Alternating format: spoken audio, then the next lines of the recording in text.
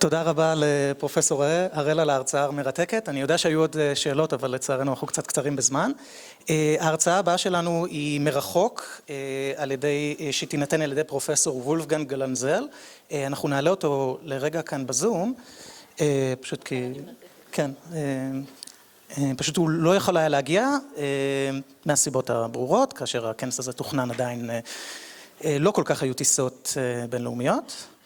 וגם אם היו, האוניברסיטאות בחצי קריצה אמרו, עדיף שלא, תשקול מחדש. אז רק נחכה לרגע. So good morning, and it's my great pleasure to introduce Professor Wolfgang Glänzel. He is an emeritus professor with formal duties at the Faculty of Economics and Business at KU Leuven in Belgium. Before he moved to Belgium, he had worked as a member of Thibaut Braun's and Andras Schubert's team at the Library of the Hungarian Academy of Sciences for about 20 years. He published more than 300 peer-reviewed journal articles, conference proceedings, and book chapters, and co-authored and co-edited several books. In 1999, he received the International Derek de Solla Prize Memorial Award, the highest award in the field of Scientometrics. He is also the editor-in-chief of the international journal Scientometrics since 2014. He is the secretary-treasurer of the International Society for Scientometrics and Infometrics since 1996. Professor Glänzel couldn't be with us physically today due to the ongoing condition, but he fortunately agreed to deliver his talk online, and for that we thank him. Please, Professor Glänzel, the floor is yours. Thank you very much, and also thank you very much for the invitation. It's a big honor to me to be present at the conference, even if not physically, but at least online. So I will start my presentation. I tried to share it with you. It's about a more or less long-term project of our group. It's about interdisciplinarity. I started up research on interdisciplinarity about 10 years ago. And yes, I would like to share my experiences or our experiences in doing research on bibliometrics of interdisciplinarity. So the title of my presentation is Challenges in Measuring Interdisciplinarity, Concepts, Methods, and Caveats. And first I would like to stress that my presentation is based on a medium-term project funded by the Flemish government and conducted at our group at KU Leuven. And yes, I have to acknowledge also the collaboration with my colleagues, Gunnar de Bakkere Partijs, Ying Huang, Zhang Yuan, and Lin Zhang, and Pai Shan, and Ronald Rousseau, who all contributed to that project. So we know that the phenomenon of interdisciplinarity in research has attracted enormous attention in science, society, and policy. And also, of course, scientometricians have started very early to deal with this topic and to develop various concepts, methods, and metrics. Bibliometrics generally considers IDR as a mode of knowledge integration and assumes that this can be quantified and measured. And here we have some big question marks, of course, if we try to apply bibliometrics to studying interdisciplinarity. The first one is, are the concepts and methods really appropriate for large-scale analysis after all? And do the data we use support the implementation of those concepts and methods? That means, are the data fit for that? Do we get the information we need to analyze literature in the framework of interdisciplinarity? And so we come to the conclusion, are we really measuring what we intend or pretend to measure if we use bibliometrics to study this topic? And we have still a smaller question, how to interpret the indicators we have built and the values we have obtained. So that means actually what does the numbers we calculate tell us.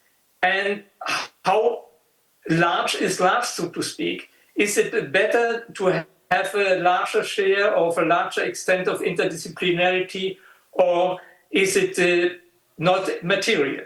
So these are the questions I would like to highlight a bit in the light of experience. First, I would also like to stress that interdisciplinarity as such is very difficult to delineate. So I would like to share this list with you. It is goes back to Marilyn Stember and Ikoncia Manulacatelli, and this is not a scientific work. It's you can find it on the web. These are interesting consideration. It starts from monodisciplinarity over multidisciplinarity, and ends up with transdisciplinarity. How to delineate that? There are interesting studies on that. One was published by Joy and Pak in 2006 already, at least pointing to multidisciplinarity, interdisciplinarity, and transdisciplinarity. So these are challenges if we deal with interdisciplinarity, how to delineate. What is the extent of knowledge integration? Is it only knowledge use? Is it really integration from different subjects and different fields? What we are looking at. So, for instance, if we look at interdisciplinarity versus cross-disciplinarity and multidisciplinarity, so we have to distinguish these things.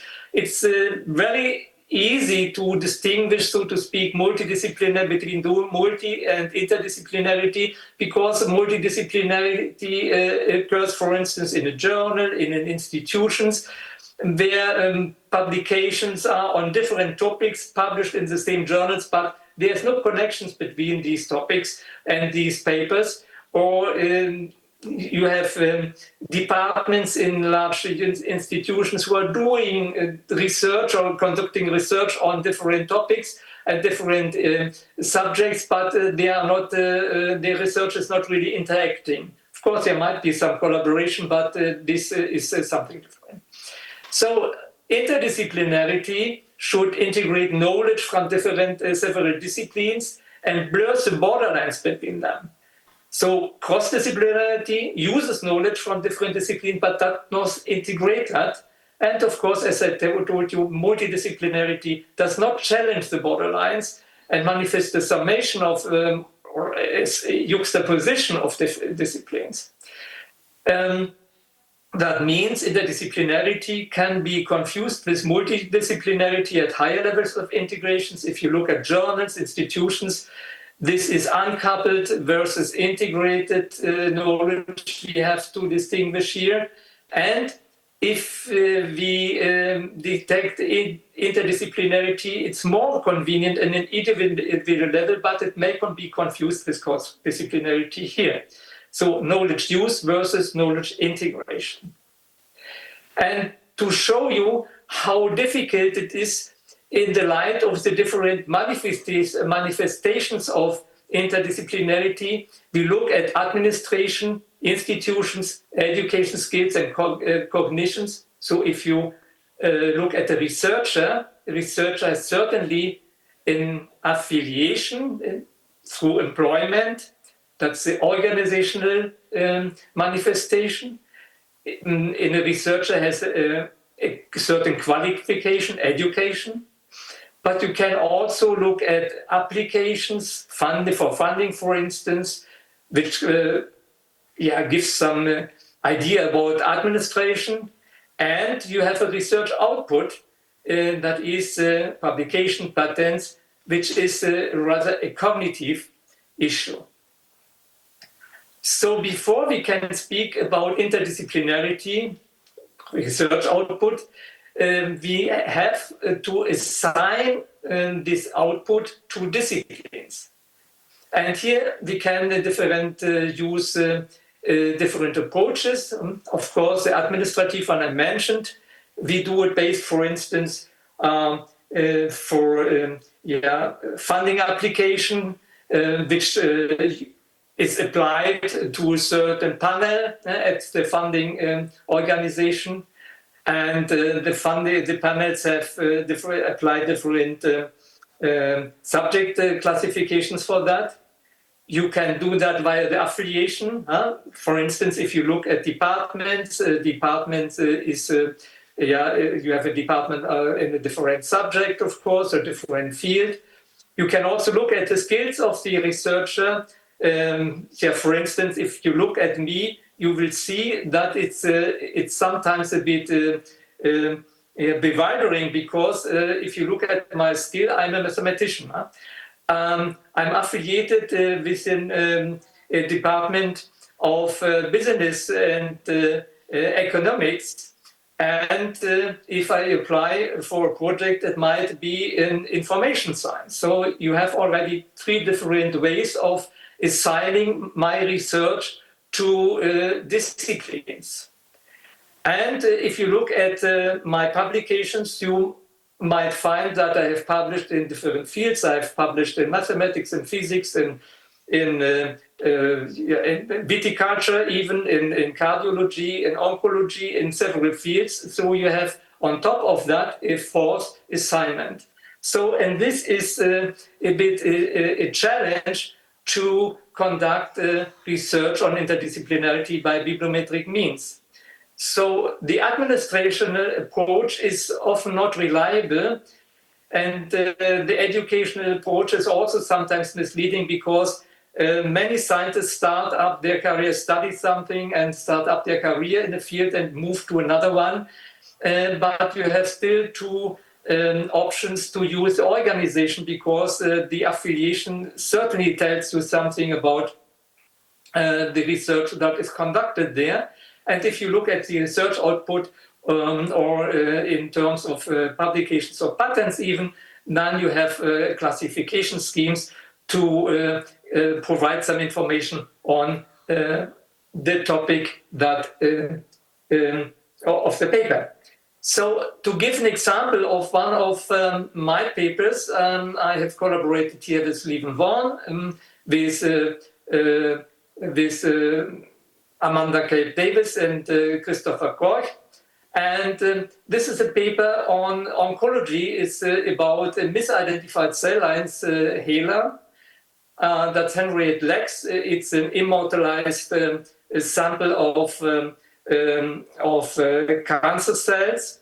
And the problem here was that these cancer cells, these populations are contaminated and cross-combinated, but they are used anyway for doing research and for publication. That's really a problem. So if you look at the bibliographic data of this paper, you will see that looking at the textual subject information in the title, for instance, you find a hint to 2 different fields, namely to oncology and to information science. So if you look at the affiliations, you find also different subjects here, and the same applies to the cited references. So if you look here, in the title, I mentioned the 2 subjects. In the affiliations, you find the Faculty of Information Science and Media Studies, you find ECOM, the Center of R&D Monitoring, and then you find also Department of Science Policy Scientometrics, and you find also 2 affiliations to oncology-related research departments. And the same applies to the references. You have the International Journal of Cancer, you have oral oncology, cancer research, but you find also Library 10s, Information Science and Management as typical journals in information science. So, but you find also, Coco Egg, so to speak, the department MSI, that's management and strategy and innovation, and this is business and economics, which has little to do with the research published in this paper. So that means subject assignment might be misleading if you use affiliation for the determination of the subject. It's just an example. So, but practically the cognitive and the organizational approach are used. The first one, the organizational approach, is frequently used mainly in Italy by Giovanni. It was developed by Giovanni Abramo, and the cognitive approach is again it goes back to Porter and Leidesdorff and Raffolz, who developed the outlines of this cognitive approach, namely using mainly cited references to determine the sources of the publications and the disciplines of these sources. And another approach is, of course, additional to use the text of the title abstract or the full paper, if available, and to extract information on the topics that are involved in that research. So the approaches require different bibliometric methods, but of course the main general questions, granularity, choice, subject delineation, quantification, and metrics remain the same if you use organizational or cognitive approaches. Before any methodology can be applied, you have two important questions. You have to decide the subject classification, of course, and the granularity level. So it's very easy if you have a low or high granularity. For instance, if you have major domains, then you have less interdisciplinarity. If you go down to very to special topics, then almost everything becomes interdisciplinary.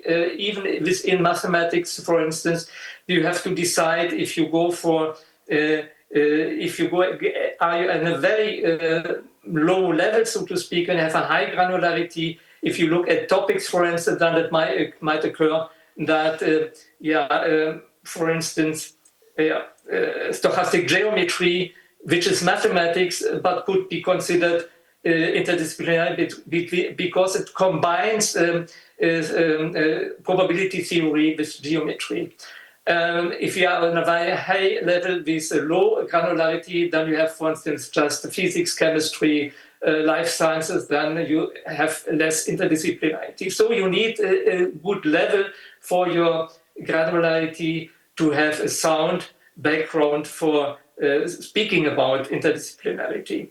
So this is a very important question before you start your study. And of course, you need a proper subject classification scheme for that.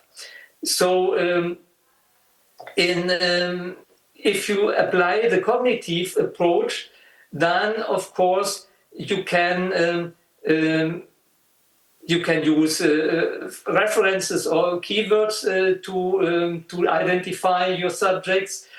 At the organizational level, of course, you have other identifiers like a department, a faculty, institute, school, but you cannot always have the same level of granularity here, because if you get again the information from a database, for instance, then you often have no information about the department, just about the faculty, or sometimes only the school, and this makes it a bit more difficult. The preferred approach, in our opinion, should be the cognitive one. Here you can really fine-tune everything, the granularity level. You can have a well-delineated data universe, which is robust, transparent, and verifiable. You can measure distinct components like variety and disparity. I will give you the formula for that. You can even still look at the collaboration of researchers active in these disciplines, because you do have the bibliographic data, and you can identify the actors, the authors, and you can identify their affiliation as well. You can do that on top of that. And you can also measure, and that's very interesting for the study I present here, is you can look at the information flow by citation links from the two sides. We look at the cited references to identify interdisciplinarity, but on the other hand, we can also have a look on who is citing this interdisciplinary research. Is this interdisciplinary research important to all the subjects that are integrated in that research or not? Or is it just important for one of them? Before I do that, I give some examples for that. I just mentioned the formulas for variety and disparity. Variety is based on inverse Simpson index, and the disparity in our case is based on Leinster-Cobalt disparity. So the two have been tested and are very stable. And but of course, these are different measures, and we should resist any temptation to combine them to build composite indicators or something like that, because these form different dimensions, and we have found that the two aspects, varieties, how many subjects are involved in interdisciplinarity, and disparity means how different they are. So, for instance, if you have three subjects involved, or the knowledge of which is integrated in the research, they might be very different, or they might similar. They might be just chemistry, physics, or they might be something in physics and in humanities, for instance, which are very different. So that makes a difference. It's very interesting to look at this aspect.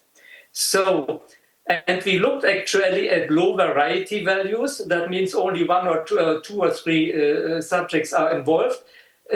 And we looked at a large disparity, like, for instance, humanities and chemistry or physics.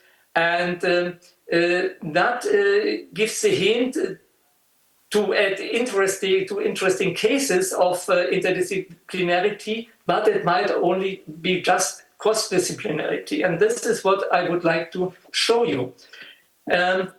We filtered a lot of examples out by this procedure, low variety and large disparity. We have the complete universe of the Web of Science with more than 1 million publications. And we filter down by these criteria to just a smaller set that can be almost looked at manually. Several hundreds or thousands, you can apply something on that. So, for instance, we have here 3 papers. One is by Redson and Dershowitz, the length of a scroll, quantitative evaluation of material reconstructions. The second one is by April Wright. And the third one is the paper I mentioned already, is by Lieven Won and by us on the misidentified cell lines. And if you look at the cited references of these 3 papers, then you can say the first one refers to publications in religion, thermodynamics, and electrochemistry. And now you understand why the disparity is large, because religion and thermodynamics, electrochemistry is quite far from each other. In the paper of Wright, you have also quite a large variety, not so large, but you have a large variety here, which is quite interesting. There's a lot of different fields like evolutionary biology, genetics, heredity, paleontology, zoology, and even mathematics. And of course, in the paper I have co-authored, we have oncology, cell biology, biochemistry, and so on, but also information science and library science. So, and interesting enough, it tells a bit against the assumption that interdisciplinarity always required the collaboration of more than several authors with a different background or whatsoever. So we find here one paper that by April Wright, which has only one single author, but is highly interdisciplinary. And I would like to have a look at the very first paper.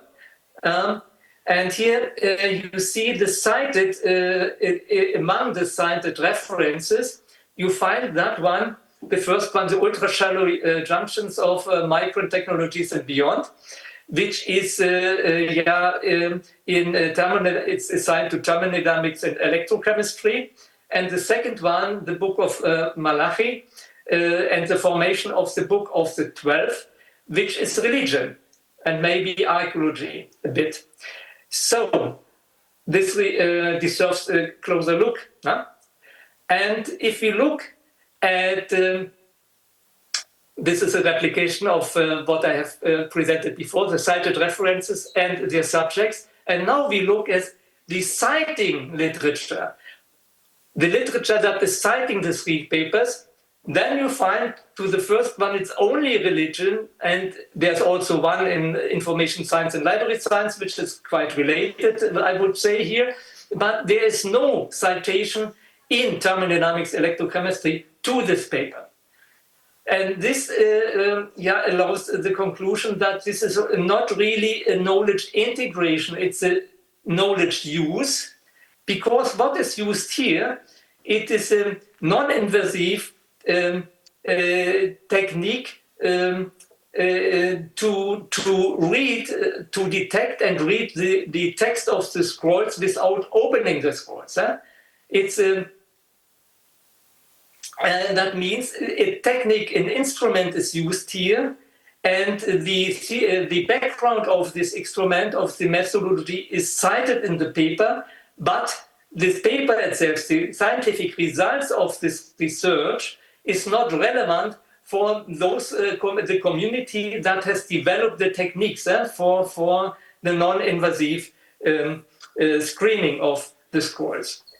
Okay, if you look at the second one, you see that exactly the same, or more or less the same subjects are citing the papers as are cited in this research. So all these subjects are benefiting, so to speak, from that research, and that is a hint to true interdisciplinarity. Here, apparently, knowledge from different fields is integrated. And if you look at the title of the paper, then it already, the title already uses keywords, so to speak, from different fields, like even mathematics is here, and morphology is here, and everything you need for that research.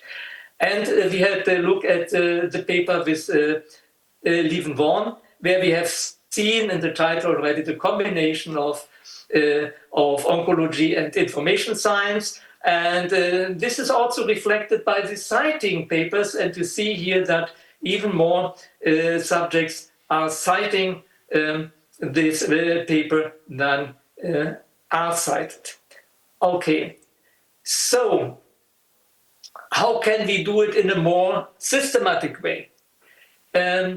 Because these are just some examples we looked at manually, so what we did is now that we, of course, use the two measures, the variety and the disparity, and how can we distinguish IDR from CDR, or even a monodisciplinary research. So I just give to sketch here. So you have two, and the left-hand side, two subjects cited by a paper. That's the subject A and that's the subject B, but only subject A is, so to speak, interested in the results. That's rather cross-disciplinarity. Interdisciplinarity, the classical case is, of course, if it's just an example, two fields are cited in one of these subjects, but the same two subjects are citing the outcomes of the research. And you might have a third issue that's interesting. We have studied that as well. Two subjects are cited by a third one, and the third one is citing the results. That means you have kind of emerging fields, emerging from two subjects A and B.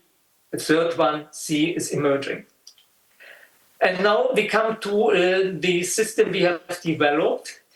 And that's the disparity of the source, the disparity of the cited, the variety of the source and the variety of the cited.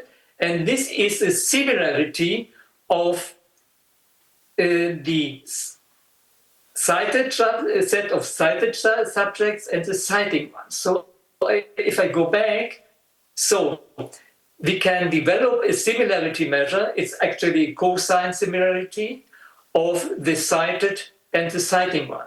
Here we have a high similarity. Here we have a lower one in the first one because here only one more or less, or these are not the same subjects. Huh? So, and then we have a score for that, and then we can have a look if we have a high disparity with a low variety and a strong or a weak similarity between the cited and the citing sources, cited sources and the citing papers.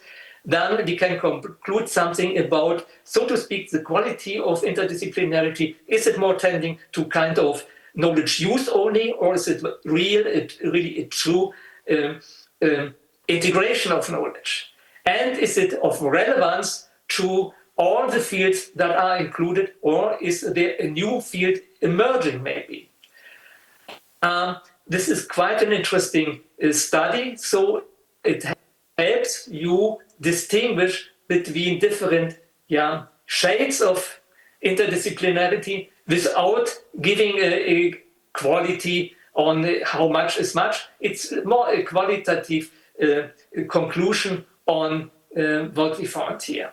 And here, once again, the three cases. Here we nicely see how the first one, the scrolls analysis looks like, how the distribution of and the similarity of cited and citing disciplines is. Here we have the other one that was the paper by Wright, and here we see a strong similarity of cited and citing set of documents. And here it's another one which is also quite interesting, but I find it an interesting case of true interdisciplinarity. So if you look at the title already, you can find that music performance, urgency, and perceived benefits of musical participation among older adults in community bands. So you see that here really music, psychology, and gerontology is integrated in the research, and all these fields are interested in the outcomes. So we really looked at the citation from the publication of this paper here until today. So it's a long time analysis. So we have on both sides a long period underlying the references and the citations, so we can really see it's not only one citation popping up, it's really nicely cited papers. So what are the lessons learned from these IDR-related studies? On the part of the concepts and methods, we have found that citation-based methods have a different function of reference. So for instance, if you look in the humanities, references have a different function than in the so-called hard sciences. So sometimes references, or very often references, are only indicating the subject of analysis, but not the cited methodology, because in humanities you already find references or citations to non-scientific work, which is just a subject of analysis. Or you might have it's also citing a method, like we have seen in the paper in religion, or it's just an object as well. Huh? You have text-based methods. You have a problem with natural and formal language. If you look at the mathematics and pure mathematics and algebra, for instance, you cannot you cannot compare the use of language with that in the humanities. So if you read a paper in mathematics in a very formal language, you hardly find a sentence that is written in natural language. It's full of formulas, it's full of acronyms that it's very hard to analyze by text mining methods and to compare. And what is a discipline? That's very important to decide what's a discipline. You need a concept for that, a delineation method and an assignment system. And finally, again, the granularity is very crucial. So, on the part of indicator building and use, the interpretation of and validity of indicators, how large is large, and is large also better? You know, is a larger extent of interdisciplinarity really better than a lower one? We don't know. The temptation of building composite indicators I mentioned already, and there's a challenge, the possible misinterpretation of data, which is unfortunately occurs. And finally, the conclusions is, so quantifying text and bibliographic data, the use of indicators for interdisciplinary studies is certainly useful, but not the final conclusion. It may serve as a groundwork of a deeper analysis. So everything is always in bibliometrics. You should look behind the data. Bibliometrics is never the final conclusion. It's just the beginning, so to speak, to have a qualitative analysis behind that, to validate and to check what happens here. And this finally leads to interesting phenomena. So, as we have seen, if you use bibliometric indicators, you can use it as a filter to break down the huge quantity of data to a manageable set of interesting cases that you can study also with other techniques like a qualitative assessment. So this is actually my message for today, and I think... Thanks, Wolfgang. We really appreciate your time and the fact that you agreed to do this online. It's not trivial. We are a little behind schedule, but we have time for one quick question, if there's a question from the audience. Yeah, actually, I had a question.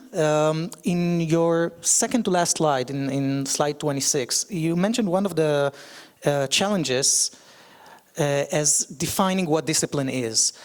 Aren't we a little wrong by looking at this as an assignment problem rather than looking at it as a spectrum, saying fields and disciplines are ever evolving, so what used to be computer science is now maybe considered another field, so perhaps instead of looking at zoology versus another field, should we look at it as a through a multidimensional perspective? Yeah, that's correct. So there's certainly an evolution. So if you, for instance, compare just agriculture today and agriculture 30 years ago, so it's not the same anymore. Huh? So of course, you have to be in a very short time frame for the definition of your concept, so to speak. But you are right.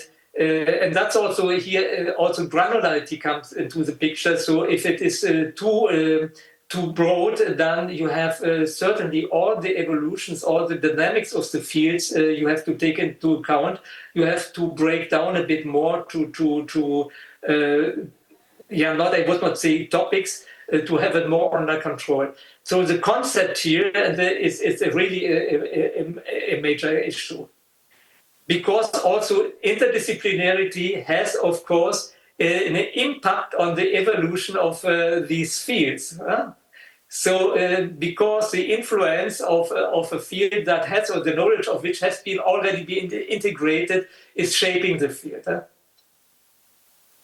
Yeah, thank you very much. Thank you. Thanks a lot. One more round of applause. I think it's due.